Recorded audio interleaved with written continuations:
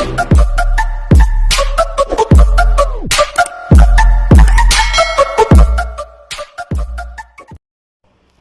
mga best friend!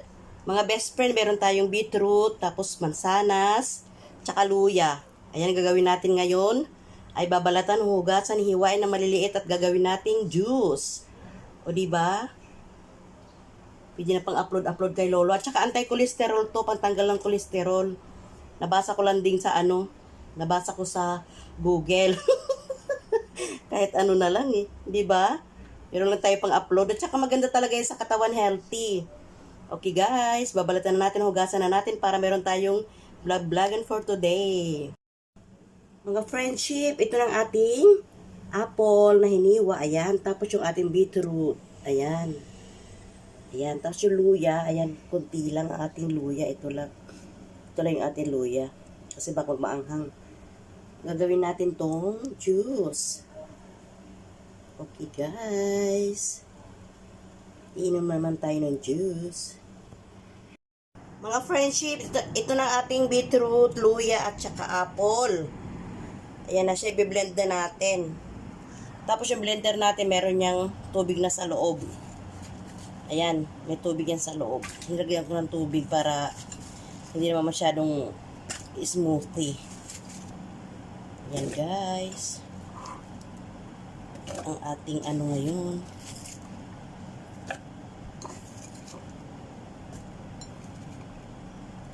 Luya.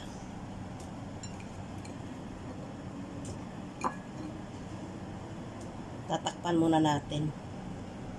Ayan na. Tatakpan muna natin para masaya. Ano to guys, nabasa ko sa ba yun, sa Google. Anti-cholesterol daw. Ayan, anuhin na natin. Doon na natin.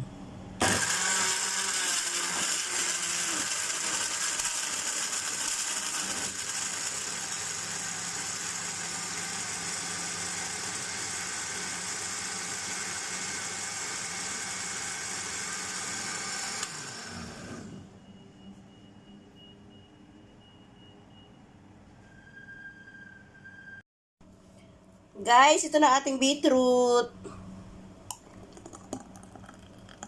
Ganyan ang kulay niya, parang dark na maroon. Yan siya guys, oh. Kita nyo?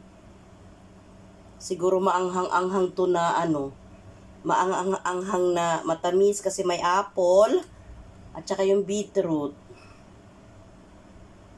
Ayan, inumin na natin. Anti-cholesterol, makakabawas ang cholesterol sa ating katawan yan guys. Guys, maraming salamat sa ating short video. See you on my next vlog-vlogan. Paalam!